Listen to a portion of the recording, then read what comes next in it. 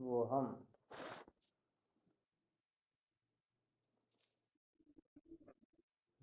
आवाज आ रही है? क्या विषय चल रहा था अपना?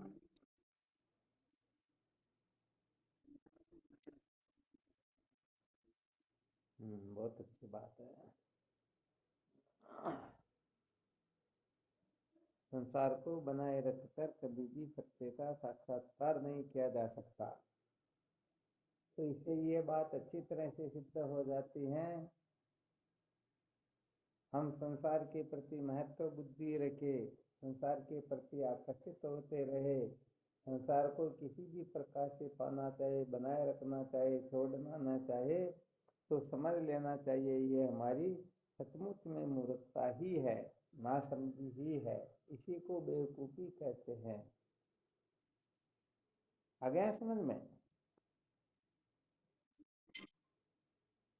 हाँ, सबसे पहले ये निर्णय तो कर ही लेना चाहिए कि संसार को बनाए रखकर कभी भी सत्य का साक्षात्कार नहीं किया जा सकता।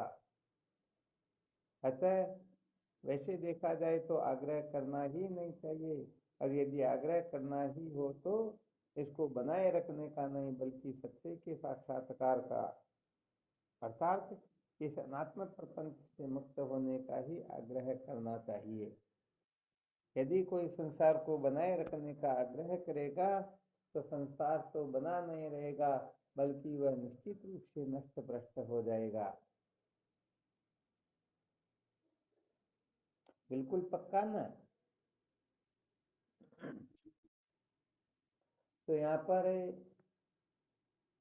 संसार को बनाए रखने से सत्य का साक्षात्कार नहीं होता, तो फिर सत्य के साक्षात्कार के लिए अपने को क्या करना होता?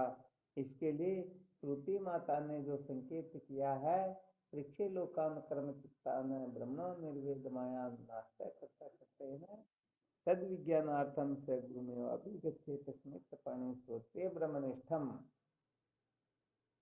तो अपने को देखो गड़बड़ घोटाला नहीं करना है। इस श्रुति के आदि से लेकर अंत तक जो कुछ भी संकेत किए गए हैं, उन समस्त संकेतों में पूर्ण रूप से उत्तीर्ण होकर के फिर ही हमें आगे के संकेत को पकड़ना है।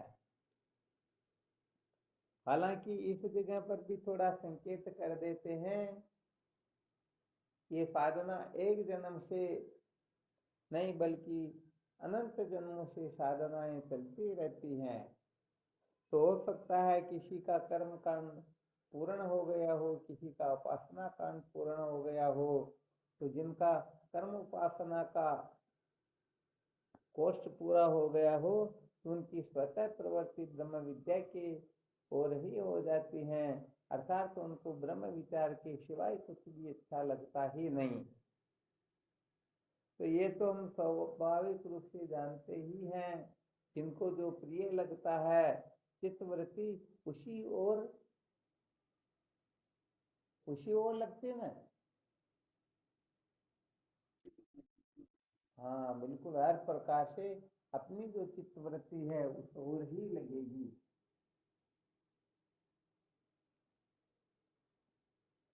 अब देखो यहाँ पर थोड़ा सा गड़बड़ घोटाला हो जाता है। कोई साधक देख ले, ज्ञान के बिना कल्याण नहीं होता है, कर्म उपासना से कल्याण नहीं होता, ऐसा सोच करके वह ब्रह्म विद्या की ओर प्रवृत्त हो जाता है। बात तो बहुत अच्छी है, परंतु यदि उनका चित्त ठीक प्रकार से शुद्ध नहीं है, एकाग्र नहीं है, अंतर्मुख नहीं है, विवेकादि साधनों से संपन्न नहीं है, तो वह कहने का मतलब पढ़ेगा जरूर, सुनेगा जरूर, बोलेगा जरूर, परंतु उसका रहस्य समझ नहीं पाएगा। आ गया समझ में? हाँ, यहाँ पर कुल मिलाकर के इतना रहस्य अपने को समझ लेना है, जिस जिस साधक की जो जो कक्षा परिपूर्ण हो गई, उनके अंतर्गत वो लक्षण निश्चित रूप से विद्यमान होंगे ही होंगे। जैसे जिनकी कर्म योगी की कक्षा पूर्ण हो गई, उनके अंतर्गत शास्त्रों में बताए हुए 17 प्रकार के पाप देखने को नहीं मिलेंगे। 10 धर्म के जो लक्षण है उनमें स्वाभाविक रूप से ही होंगे, अर्थात उनका मल दोष जो है वो निवृत्त हुआ ही होगा, क्योंकि जिनका मल दोष निवृत्त होता है उनको ही सत्य के साक्षात्कार की और प्रवृत्ति होती है, अर्थात भगवत भक्ति की ओर उनकी ही प्रवृत्ति होती है, बाकी लोगों की नहीं होती है। तो शास्त्रों की ओर प्रवृत्ति समझो, चाहे सत्संग की ओर प्रवृत्ति समझो, संतों को महत्व देना। वरना कहने का मतलब संतों को देख करके लोग इतने लेक्चर दे देते हैं कि शायद और किसी विषय पर देते होंगे ही नहीं, होता ना प्राय ऐसा। तो कुल मिलाकर के जिनको संत और सत्संग प्रिय लगने लगे, जो धर्म की मर्यादा में रह करके आगे प्रस्थान करे, जो शास्त्र के समस्त निषिद्ध कर्मों से मुक्त हो गया, अर्थात मानवता के जिनमें लक्षण कूट कूट कर भरे हुए हो, और जो सत्संग संतों को महत्व दे करके जो अपने जीवन को धन्य बनाना चाहता है, समझ लेना चाहिए उनके मल दोष जो है वो निवृत्त हो चुके हैं।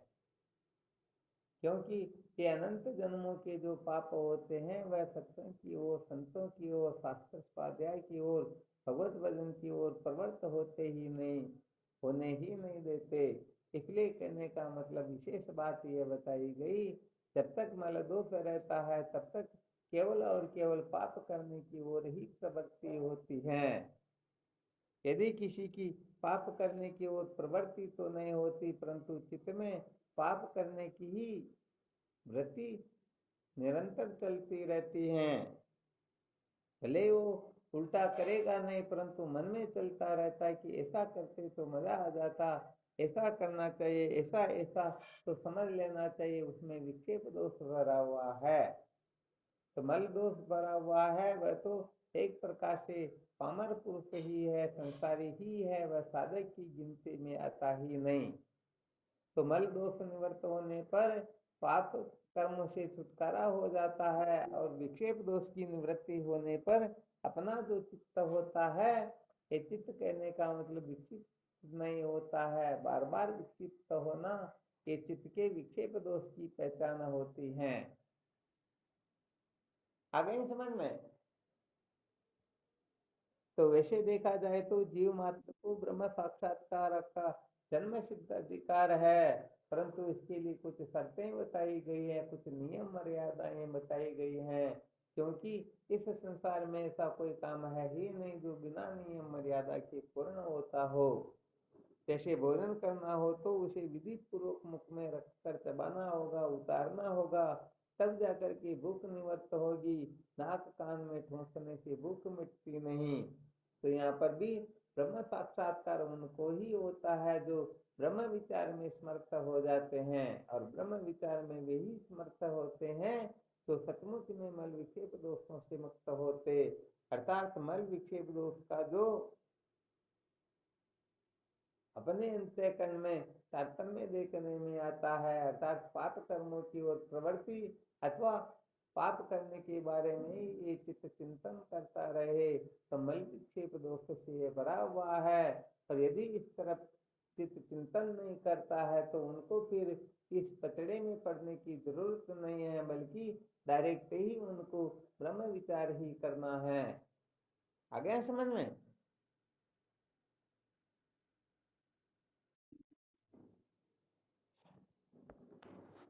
तो ये तो अपने को सबको अपने अपने को पता चल ही जाता है, इसमें तो किसी को पूछने की जरूरत भी नहीं है।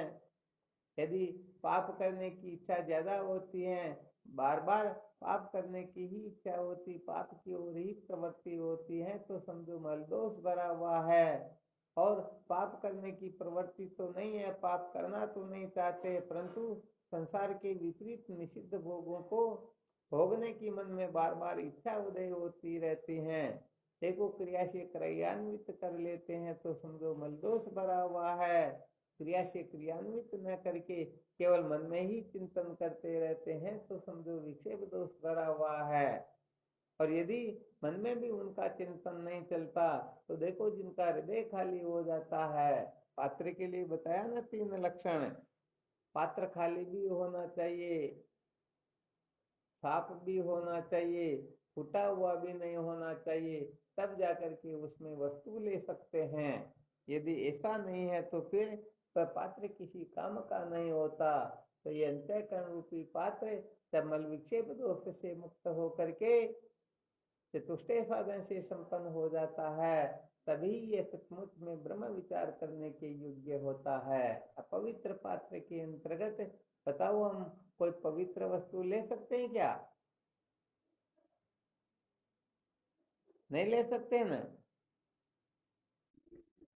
हाँ, शायद आपको पहले एक दृष्टांत सुनाया हुआ था। कोई सेठ प्रतिदिन एक महात्मा को कहा करता, भगवान मुझे भी कुछ उपदेश करो, उपदेश करो। ऐसा कहते तो समय बहुत हो गया, परंतु महात्मा उनकी सुनी हुई बात को अनसुनी करके टाल ही देते। एक दिन सेठ जी ने विचार किया कि चाहे कुछ भी क्यों न करना पड़े, आज तो कुछ न कुछ उपदेश लेकर के ही रहूंगा। और जाकर के महात्मा जी के पैर पकड़ लिए और कहा, भगवान कुछ भी करो, मुझे कुछ न कुछ तो उपदेश करो। महात्मा ने कहा, अरे भाई, रोज तुम उपदेश ही उपदेश की बातें करता है, कभी ये तो कहा ही नहीं कि भगवान भूखे हो या प्यासे, कभी रोटी के लिए कहा नहीं, सेवा के लिए कुछ कहा नहीं, और ऐसे ही ज्ञान सुनना चाहते हो। ऐसे कोई ज्ञान मिलता है क्या? और वो सेठ एकदम पानी पानी हो जाता, कहने लगता, भगवान आप भोजन की बात करते हो, भोजन तो बोले हजार संत या साधक या संसारी कोई क्यों ना हो, हमेशा भोजन करे, फिर भी मुझे कोई दिक्कत तो नहीं है। महात्मा ने कहा, भाई हजार की जरूरत नहीं, तू मुझे ही भोजन करवा दे, समझ जाऊंगा कि तू ब्रह्म विद्या का अधिकारी है, ज्ञान का उपदेश का अधिकारी है। तो फिर भी कहने लगता, भगवान बस मेरे साथ ही चलो, अभी आपकी भोजन की मैं व्यवस्था करवा देता हूँ। अब सेठ जी तो फोन कर देते हैं घर पर, और महाराज जी को लेकर के साथ चलने लगते हैं। अब होता क्या है कि महाराज जी चलते समय एक उनके खप्पर में वो भैंस का जो गोबर होता है पतला वाला, उसको भर लेते हैं और ढक्कन लगा करके चले जाते हैं। उस सेठ को तो पता था नहीं। तब सेठ जी के सोने चांदी के पात्रों में अनेक प्रकार के व्यंजन आदि बन करके आए। तो महात्मा ने कहा, भाई हम तो इनमें भोजन नहीं करते, अपने खप्पर में करते हैं, इसी खप्पर में डाल दो। जब खप्पर से पात्र हटाया तो देखा उसमें तो गोबर भरा हुआ था। सेठ जी ने कहा, महाराज ऐसा थोड़े होता, तो क्या करना होगा, इस गोबर को फेंकना होगा। अब गोबर को फेंक दिया। फिर महाराज जी ने कहा, चलो इसमें डाल दो। सेठ जी ने कहा, नहीं नहीं, इनको पहले मैं साफ करके लाता हूँ। महाराज जी ने कहा, भाई हम मेरे खप्पर को किसी को छूने नहीं देता हूँ, मैं ही कर लेता हूँ। अब महाराज जी थोड़ा पानी डाल करके उनको नीचे डाल दिया, वापस आकर बैठ गए। फिर कहा, अब डालो। कहा, नहीं नहीं, अभी तक तो इसमें अपवित्रता है, इसको और साफ करना होगा। दो तीन बार साफ करवाया, तब जाकर के सेठ जी ने अपना भोजन पुरसा। महाराज जी ने भोजन किया, और जब चलने लगे तब सेठ जी ने कहा, महाराज अब तो उपदेश करो। तो महाराज जी ने कहा, भाई उपदेश तो मैंने कर दिया। कहा, भगवान मेरे समझ में नहीं आया। महात्मा कहते, बेटे जो जो भोजन 8 घंटे के बाद में सड़ जाएगा, उस भोजन के लिए तू कहता मैं अपवित्र पात्र में न डालूं, तो मैं तुम्हारे अपवित्र पात्र में ये ब्रह्म विद्या का उपदेश कैसे डालूं? आ गया समझ में?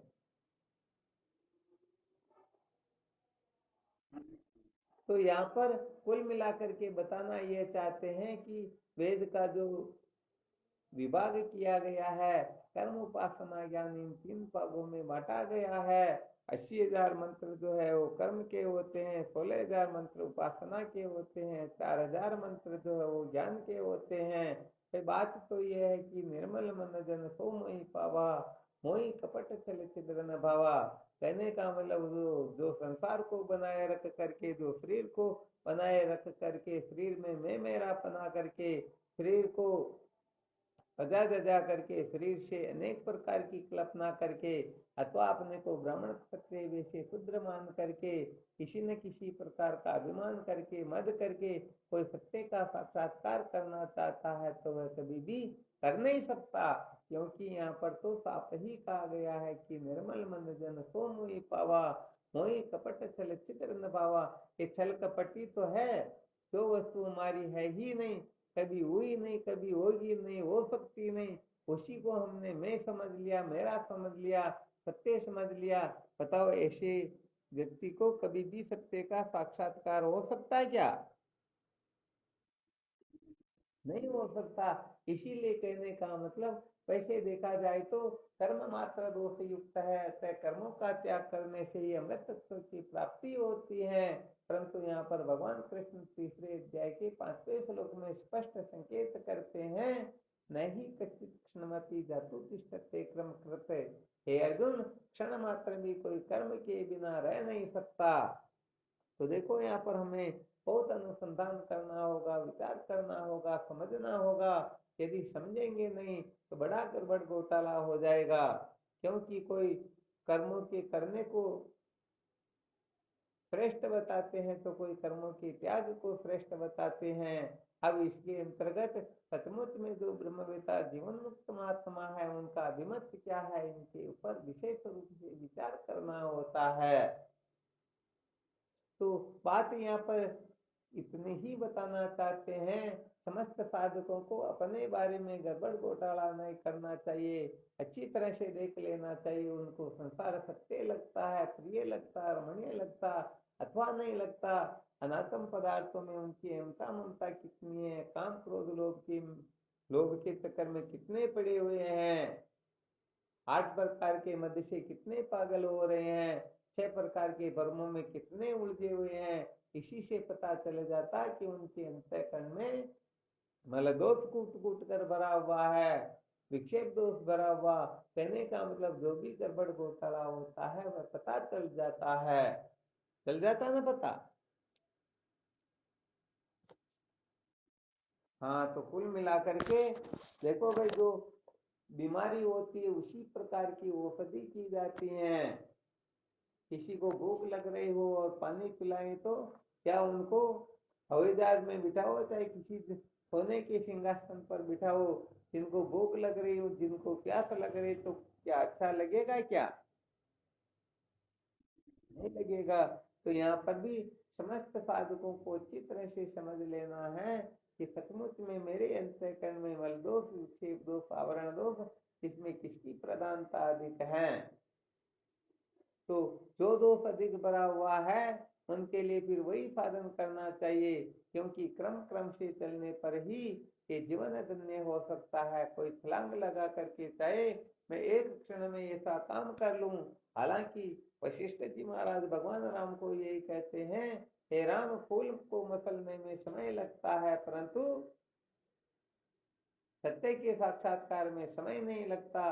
बिल्कुल सत्य बात है। वैसे देखा जाए तो फूल को मसलना है तो बहुत बहुत बड़ी बात हो जाती है, समझो कल्प कल्पांतर व्यतीत हो गए, कितना समय तो लगता ही। परंतु बात यह है कि अरे तैयारी तो पूरी है ही नहीं, और कोई चाहे मैं इतनी देर में सत्य का साक्षात्कार कर लूं, तो बताओ कर सकता है क्या? अरे भाई, यहाँ पर दीपक भी होना चाहिए, बाती भी होना चाहिए, घृत भी होना चाहिए। पता नहीं अभी तक तो किसी ने दीपक ही नहीं खरीदा, बाती का भी पता नहीं, घृत का भी पता नहीं। और चाहे हम तो एक चुटकी बजाय इतनी देर में अंधकार को निवृत्त कर दे, बिल्कुल बात कर सकते हैं, परंतु बिना साधन सामग्री के आप साध्य को प्राप्त नहीं कर सकते हो। तो यहाँ पर केवल और केवल मात्र चित्त शुद्धि के लिए ही इन कर्मादि साधनों को स्वीकार किया गया है। बाकी वस्तु की सिद्धि तो केवल और केवल मात्र ज्ञान से ही होती है, ज्ञान के सिवाय वस्तु की उपलब्धि होती ही नहीं। तो कम से कम ये रहस्य अपने को समझ में आए, इसके लिए ये आवश्यक होता है। अर्थात ऐसा समझ लेना चाहिए, तत्वमसि महावाक्य के अर्थ के श्रवण करने मात्र से ये जीव सदा सदा के लिए कृतार्थ हो जाता है, ऐसा भगवान सुरेश्वराचार्य जी महाराज वार्तिक में लिखते हैं। तत्व श्रवण मात्रेण शुद्ध बुद्धि नराकुल है। परंतु बात यह है कि उस तत्वमसि महावाक्य के अर्थ को समझने के लिए बताओ कुछ न कुछ चाहिए या नहीं चाहिए? हाँ, तो कहने का मतलब बस उसके लिए ही थोड़ा हम संकेत करते हैं।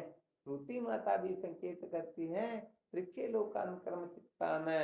सबसे पहले परीक्षा करके देखना चाहिए कि कर्म से क्या मिलता है, धन से क्या मिलता है, भोगों से क्या मिलता है, और फिर अच्छी तरह से निर्णय लेकर के फिर कर्म धन व भोग इनके फल से जो विरक्त हो जाता है, सचमुच में वह साधक ही विवेकादि साधनों से संपन्न होने में सक्षम होता है। वही साधक ब्रह्म विचार की ओर प्रवृत्त हो सकता है। वही अविद्या के बंधन से छुटकारा प्राप्त करके सदा सदा के लिए सार्थ हो सकता है।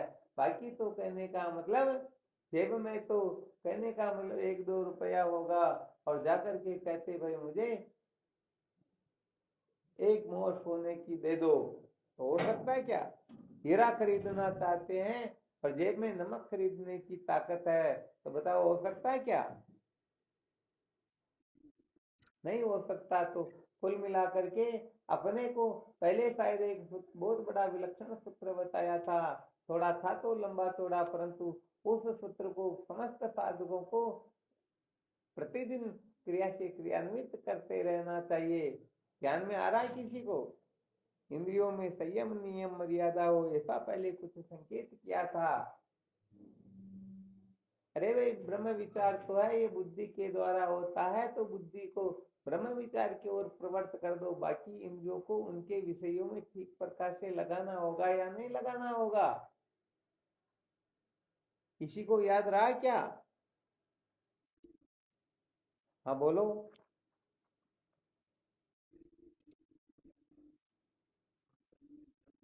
क्या बात है।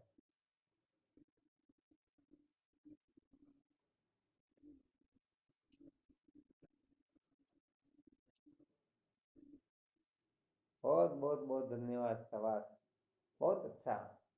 देखो, और मैथी ने सुनाया, और वैसे इस पर लंबी चौड़ी चर्चा भी की थी। वैसे 2-3 सूत्रों पर ही करके फिर शांत हो गए थे, आगे फिर विचार करना भूल ही गए, दूसरा विषय चल गया। इंद्रियों में संयम नियम मर्यादा हो, आचरण में धर्म हो, चरित्र में पवित्रता हो, मन में सद्भावना हो, हृदय में भगवत भक्ति हो अर्थात भगवत प्रेम हो, बुद्धि में वेदांत ज्ञान प्रकाश हो, अहम में निरहम हो, जीवन में पूर्णता हो। ये सूत्र यदि किसी के हृदय में ठीक तरह से प्रकट हो जाए तो समझो वो हर प्रकार से धन्य हो जाता है या नहीं हो जाता है? तो भाई, ये वेदांत विचार तो बुद्धि का काम है। बुद्धि को वेदांत विचार में लगा दो। बाकी इंद्रियों से क्या करना है, मन से क्या करना, शरीर से क्या करना, अरे भाई इनका भी तो थोड़ा ख्याल रखना पड़ेगा ना। क्षण मात्र भी कोई कर्म किए बिना नहीं रह सकता। तो फिर यदि कोई निषिद्ध कर्म करेगा तो फिर वह जेल में ही तो जाएगा, सत्संग में थोड़े जा सकेगा।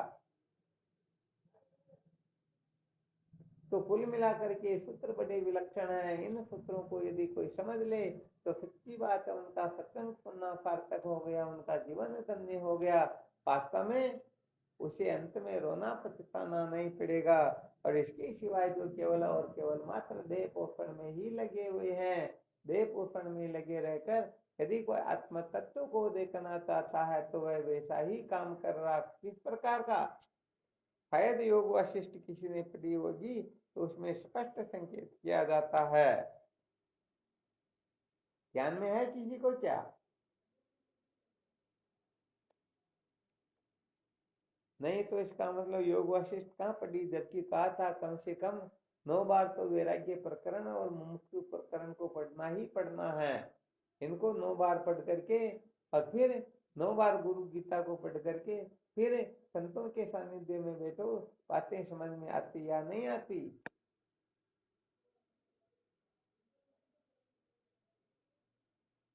तो वही कुल मिलाकर के परीक्षे लोकानुक्रम चित्तान है। अच्छी तरह से हमें परीक्षा करके देखना है। परीक्षा कब करेंगे? अरे जब हम कुछ ना कुछ करेंगे तब ही तो। त्याग करोगे तो कुछ न कुछ करोगे तभी तो त्याग कर पाओगे। कर्म किए बिना कोई निष्कर्म सिद्धि को प्राप्त हो सकता है, उपलब्ध हो सकता है क्या?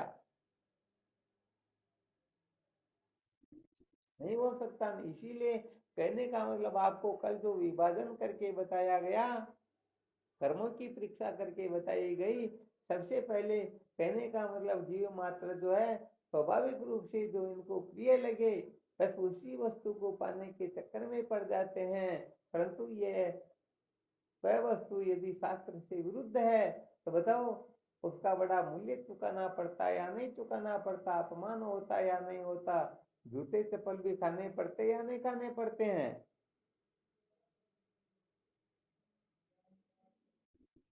तो कहने का मतलब सबसे पहले निषिद्ध कर्म की ओर किसी की प्रवृत्ति हो जाए तो निषिद्ध कर्म का जो फल अच्छी तरह से देख लेता, परीक्षा करके अनुभव कर लेता है, तो इस निषिद्ध कर्म से तो अपना पतन होता है, निषिद्ध कर्म से तो बहुत बड़ी गड़बड़ घोटाले वाली स्थिति आ जाती है। तो बताओ वह निषिद्ध कर्म का त्याग करना चाहेगा या नहीं करना चाहेगा? हाँ, यदि उसने कभी ऐसा नहीं किया होता तो मन में रहता कभी नहीं नहीं, इस संसार में लोग बेवकूफ थोड़ी है, पागल थोड़ी है, मैं भी थोड़ा खा पी करके देख लूं या ऐसा वैसा करके देख लूं कितना मजा आता है। तो कहने का मतलब जब निषिद्ध कर्म की परीक्षा कोई दूसरों को देख करके कर लेता, कोई स्वयं भुक्तभोगी होकर के कर लेता है, तो जो दूसरों को देख करके ठोकर खाते हुए देख करके जो संभल जाता है उसकी बात तो फिर अलग ही होती है, परंतु उसने परीक्षा कर ली ना किसी न किसी प्रकार से, निश्चित कर्म से उसे शांति नहीं मिलती है तो फिर वह विहित कर्म की ओर प्रवृत्त होता है। विहित कर्म करते करते करते जब उसे स्वर्ग आदि लोकों की ही प्राप्ति मात्र होती और कुछ नहीं होता और वहां से वापस धकेल दिए जाते हैं, तो फिर यह विचार करता है कि विहित कर्म भी सचमुच में जीवन को धन्य नहीं बना पाते, तो फिर वह कहने का मतलब विहित कर्मों में सकाम कर्म को छोड़ करके फिर निष्काम कर्म की ओर प्रवृत्त होता है। तो इस प्रकार से फिर भगवदर्पण बुद्धि से ईश्वर की प्रसन्नता के लिए अविद्या के बंधन से मुक्त होने के लिए जब वह कर्म करने लगता है तो इसका अंतःकरण शुद्ध हो जाता है, और जब अंतःकरण शुद्ध हो जाता है तो इसे आगे की कक्षा का अधिकार प्राप्त होने लग जाता है, होने लग जाता ना। हाँ, तो ये विशेष बात है। तो यहाँ पर अपने को कर्मों की सबसे पहले बहुत अधिक दीक्षा कर लेनी है, क्योंकि क्षण मात्र भी कोई कर्म के बिना नहीं रह सकता। इसलिए प्रत्येक क्षण में किए हुए कर्मों का वास्तव में प्रयोजन क्या है यह हमें अच्छी तरह से समझ लेना है, अच्छी तरह से खोपड़े में बैठ जाना चाहिए कि ये कर्म जो है हमें विद्या के बंधन से मुक्त नहीं कर सकते हैं। तो विद्या के बंधन से मुक्त नहीं कर सकते हैं, तो बस इनका यही प्रयोजन है कि इन कर्मों को हम ठीक ठीक तरह से करेंगे तो ये कर्म अपने चित्त को शुद्ध कर देंगे, और यदि ठीक ठीक ना करेंगे तो ये कर्म अपने चित्त को और ज्यादा अशुद्ध कर देंगे। तो कहने का मतलब संसार के अंतर्गत प्राय ऐसे लोग देखे जाते हैं जो तर्क वितर्क करने में लगे रहते हैं, कहते हैं ना तर्क वितर्क बहुत किया यही पूर्व का पाप, आलोचना में उलझ कर खाली रह गए आप। कुल मिलाकर के ब्रह्म विचार से संबंधित तर्क न करके ये कर्म धन भोग के महत्व को बताने के लिए, इनको करने के लिए, इनका त्याग न हो इसके लिए बेचारे तर्क करते रहते हैं और कर्म धन भोग के पीछे जीवन पर पड़े रहते हैं, पागल होकर के भटकते रहते हैं। तो कहने का मतलब ऐसे तार्किक लोग जो है अपने जीवन को व्यर्थ बर्बाद ही कर देते हैं, कर देते हैं ना। हाँ, तो यहाँ पर यही समझना चाहिए जिन्होंने निषिद्ध कर्म का त्याग किया, समझ लेना चाहिए वह मनुष्य की कक्षा में बैठने के लिए निकल चुका है। तो निषिद्ध कर्म का जिन्होंने सम्यक प्रकार से त्याग किया हो, तो विहित कर्म कोई करता हो तो वह मानव कहलाने का अधिकारी तो हो सकता परंतु साधक नहीं हो सकता, क्योंकि निषिद्ध कर्म का त्याग कर देने के पश्चात क्षण मात्र भी किए बिना नहीं रह सकता, तो कुछ ना कुछ करेगा ही करेगा। तो करेगा तो सकाम भावना से ही तो करेगा, तो सकाम भावना से करने वाला मानव हो सकता है, साधक तो होता ही हाँ बिल्कुल सत्य बात है। और जब सकाम भावना से भी और ऊपर उठेगा, निष्काम भावना से करने लगेगा तो वह साधक हो जाएगा। और निष्काम भावना से करते करते भी जब उसे अच्छी तरह से इसकी परीक्षा हो जाएगी, कर्म जो है ये विद्या के बंधन से मुक्त नहीं कर सकते हैं, चित्त शुद्धि ही इनका प्रयोजन है। और वह इतना चित्त अवश्य शुद्ध कर लेता है कि उसकी प्रवृत्ति आगे की ओर हो जाती है, तो फिर वह इनका भी त्याग करके फिर इनसे ऊंची कक्षा में बैठ जाता है। तो हमें केवल इतना ही विचार करना है कि मैं निश्चित कर्म की कक्षा में हूँ, अर्थात ये कक्षा तो कक्षा ही नहीं है, इनकी तो कोई गिनती ही नहीं है। ये तो कहने का मतलब भटके हुए जीवों की पहचान होती है। इसलिए निश्चित कर्म करने वाला, अरे निश्चित कर्म तो बहुत दूर की बात है, विहित कर्म काम भावना से करने वाला भी साधक की कक्षा में नहीं आता, फिर निषिद्ध कर्म करने वाले की तो गिनती ही कहाँ पर है। तो अपने को देख लेना, मैं निषिद्ध कर्म की कक्षा में बैठा हुआ हूँ, अथवा सकाम कर्म की कक्षा में बैठा हुआ हूँ, अथवा निष्काम कर्म की कक्षा में बैठा हुआ हूँ। आ गया समझ में? ये तीन कक्षाएं बताई गई हैं। इन तीन प्रकार की कक्षाओं में फिर और अनेक प्रकार के सूत्र निकलते हैं। जैसे निष्काम भाव से कोई कर्म करना चाहता है तो कुल मिलाकर के अपने परिवार के लिए भी कर सकता है, अपने समाज के लिए कर सकता है, गांव तहसील के लिए कर सकता है, जिले के लिए, राज्य के लिए कर सकता है, देश के लिए कर सकता है, विश्व के लिए कर सकता है, अंत में ईश्वर के लिए। यदि कोई ईश्वर ईश्वर की प्रसन्नता के लिए करता है तभी उनके हृदय में विवेकादि साधन जागृत होते हैं, वरना विवेकादि साधन जागृत संभव नहीं है। तो अपने को अपना मंथन करते रहना है कि मैं किस जगह पर अटका हुआ हूँ, मैं किस कक्षा का साधक हूँ, मैं कहाँ पर हूँ। इस प्रकार से अपना स्वयं का अवलोकन करके वह जिस कक्षा में है, जैसे सकाम भावना से कर्म करने के पक्ष में है, उस कक्षा में अटका हुआ है, तो इसे निष्काम कर्म वाली कक्षा की ओर प्रवृत्त होना है, न कि निषिद्ध कर्म वाली कक्षा में। तो इसका फल क्या होगा? इसका फल अंतःकरण की शुद्धि के द्वारा चतुष्टय साधन की उपलब्धि होगी। आ गया समझ में? तो ये अपने को मंथन करना है, अपने को विचार करना है, अच्छी तरह से इस रहस्य को समझना है। तो अपने बारे में जो अच्छी तरह से मंथन करके निर्णय कर लेंगे तो समझ लेना चाहिए सचमुच में वह सत्य का साक्षात्कार करना चाहता है, विद्या के बंधन से छूटना चाहता है, वह संसार को बनाए नहीं रखना चाहता है। और यदि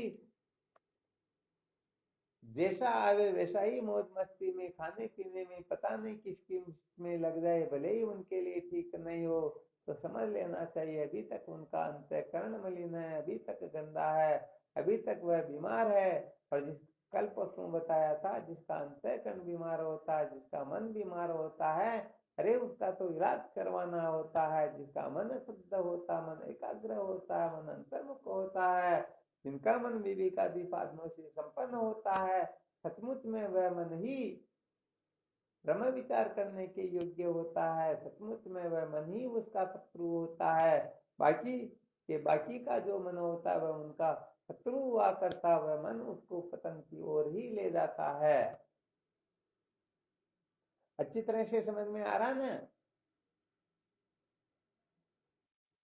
हाँ देखो, ध्यान रखना, बार बार ये जो विषय सुनाया जाता है ये मत समझ लेना कि हमेशा ये काफी टाइम हो गया, पता नहीं कितने महीने हो गए होंगे इसी विषय पर चर्चा करते हुए कि संसार को बनाए रखकर सत्य का साक्षात्कार नहीं किया जाता। तो समझो यही मूल मंत्र है, इसको जो साधक पकड़ लेगा, क्योंकि भगवान सुरेश्वराचार्य जी महाराज कहते हैं, निवर्तिर आत्मा मोह से ज्ञातत्वेनोपलक्षित है। अरे विद्या की निवृत्ति को, ज्ञान की निवृत्ति को ही परमात्मा की प्राप्ति कहते हैं, तो संसार की निवृत्ति को ही परमात्मा की प्राप्ति कहेंगे ना। हाँ, इसलिए प्रतिदिन यही विषय सुनाया जाता, यहाँ पर ये पुनरुक्ति दोष नहीं है। हालांकि दूसरी जगह पर एक वस्तु एक विषय बार बार प्रतिपादन की जाए तो वह पुनरुक्ति दोष वाला हो जाता है, परंतु यहाँ पर तो उद्दालक मुनि अपने पुत्र श्वेत केतु को 9 9 बार तत्वमसि महावाक्य के अर्थ का उपदेश करते हैं, 9 9 दृष्टांत सुना करके। आ गया समझ में? इसलिए हमेशा जो सुनाया जा रहा है ये गड़बड़ घोटाला नहीं है, बल्कि इसी मूल मंत्र को पकड़ लो।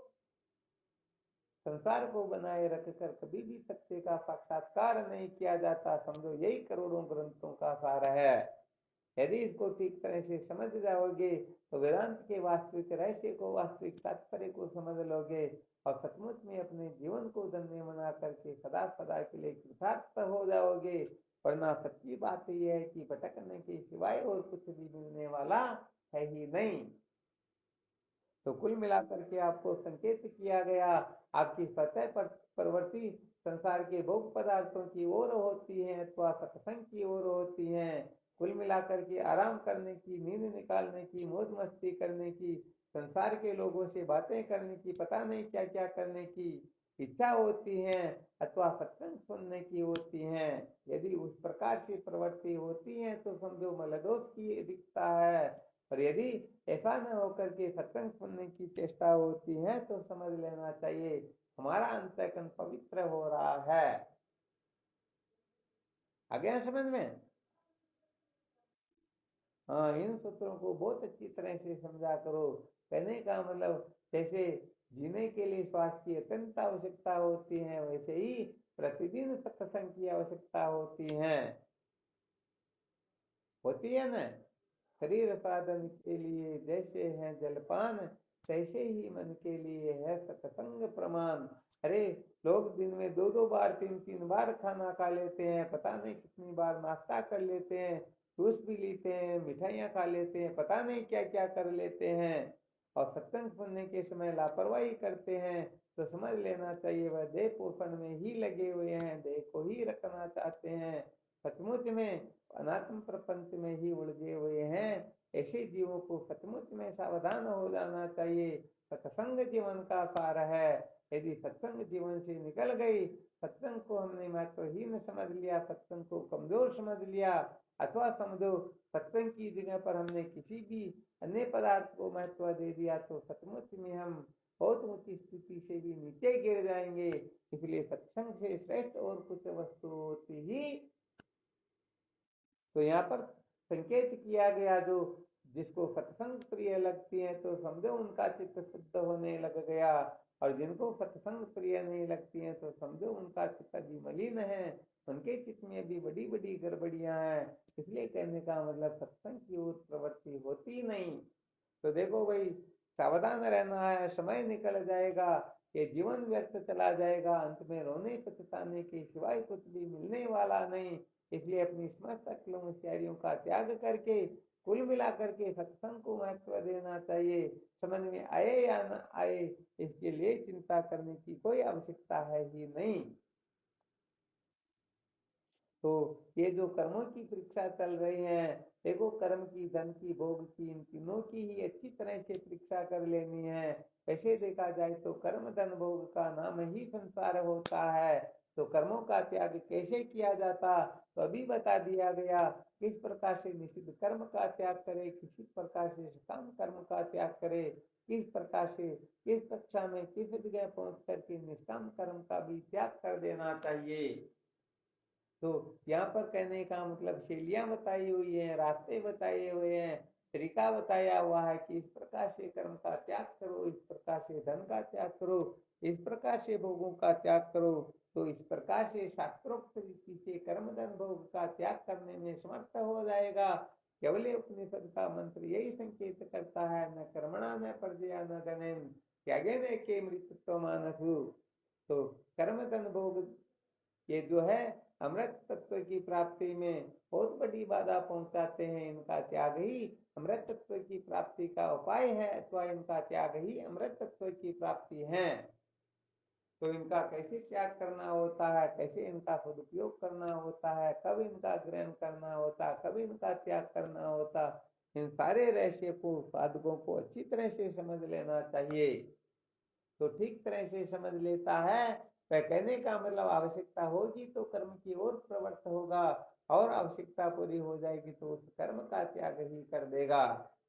तो कहने का मतलब ग्रहण का रहस्य भी समझना चाहिए, त्याग का रहस्य भी समझना चाहिए, क्योंकि जो ग्रहण त्याग के रहस्य को समझ जाता है।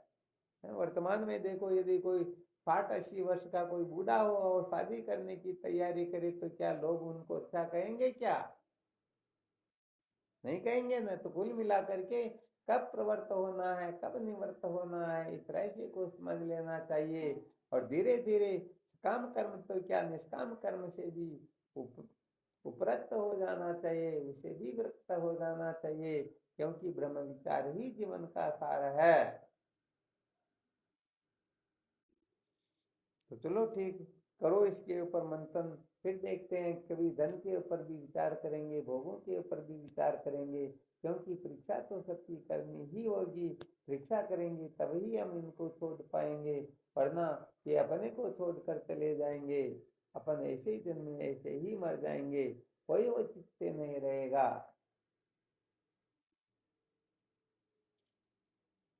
चलो ठीक, फिर कोई शंका हो तो देख लो इस जगह पर।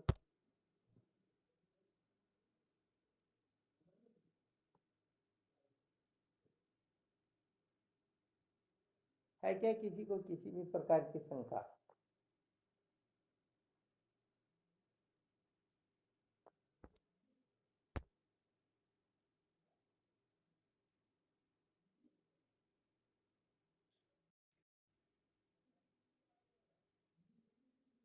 हाँ शिवोहम।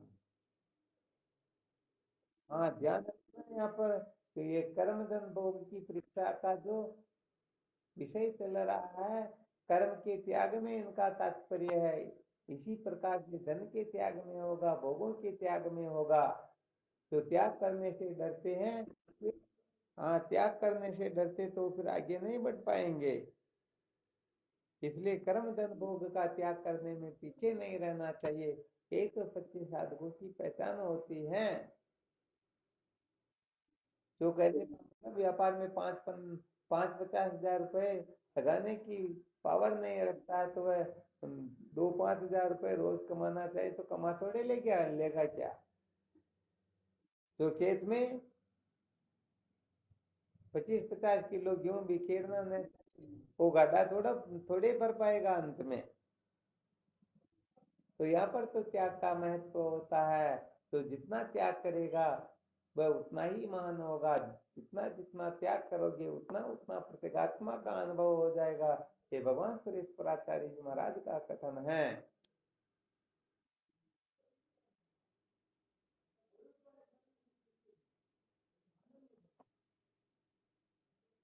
तो होता क्या है कि सच्ची बात कहें तो साधकों के अंतर्गत जिस प्रकार का विवेक देखने में आना चाहिए वैसा विवेक दिखाई नहीं देता।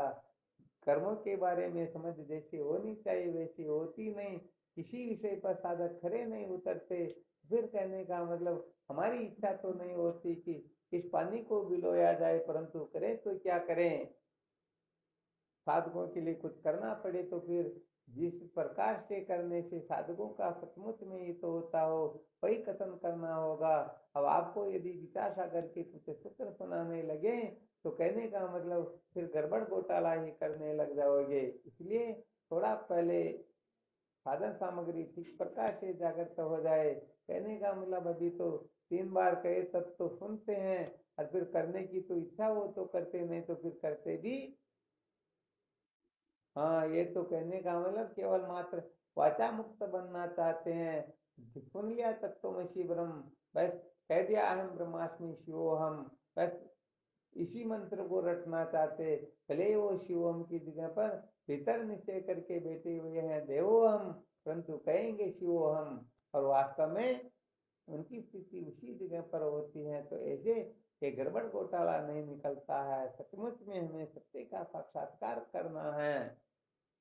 भिक्षे लोकान् कर्म चित्तान् ब्रह्मणो निर्वेद माया नास्ता करता करते न तद विज्ञानार्थम स गुरुमेवाभिगच्छेत समेत पानी श्रोत्रे ब्रह्मनिष्ठम। इस रहस्य को अच्छी तरह से समझना है। तो कुल मिलाकर के ज्यादा किसी को समझ में ना आए तो कम से कम निषिद्ध कर्म का त्याग तो कर ही देना। ज्यादा समझ में आए या ना आए तो कर्म के कर्म की परीक्षा करके कोई इतना कर लेगा कि निषिद्ध कर्म का यदि कोई त्याग कर देगा तो समझो उसने कुछ अंशों में तो कम से कम कर्म की परीक्षा कर ली। तो धन की परीक्षा में खरे उतरेंगे, कम से कम वो 10वां हिस्सा तो निकालने ही लग जाएंगे। सत्कर्म में भले ही उनकी मर्जी हो जैसे खर्च करो परंतु करने लग जाएंगे। और जो भोगों की परीक्षा कर लेंगे वो निषिद्ध भोगों का त्याग तो कर ही देंगे। हालांकि ये लक्षण केवल मानवता के होंगे, साधकों के लक्षण तो अभी बहुत दूर की बात है। जिज्ञासु का लक्षण प्रकट होना तो ये अंतिम जन्म का फल होता है। ठीक है ना। तो चलो कर्म धन भोग की परीक्षा करते रहो, मंथन करते रहो और विचार विनिमय करते रहो, बस यही जीवन का सार है। क्योंकि कर्म धन भोग की अच्छी तरह से परीक्षा करके जब निर्णय कर लोगे इनसे अमृत तत्व की प्राप्ति नहीं होती है तो अरे अपना जीवन तो अमृत तत्व की प्राप्ति के लिए मिला हुआ है, फिर मुझे क्या करना है। तो निश्चित रूप से इनका त्याग करके आप उस ओर प्रवृत्त हो ही जाओगे। और उस तरफ प्रवृत्त हो गए तो प्रवृत्त होना ही जीवन की सार्थकता है। ठीक है ना। चलो ठीक, फिर करो साधन भजन। शिवोहम। शिवोहम।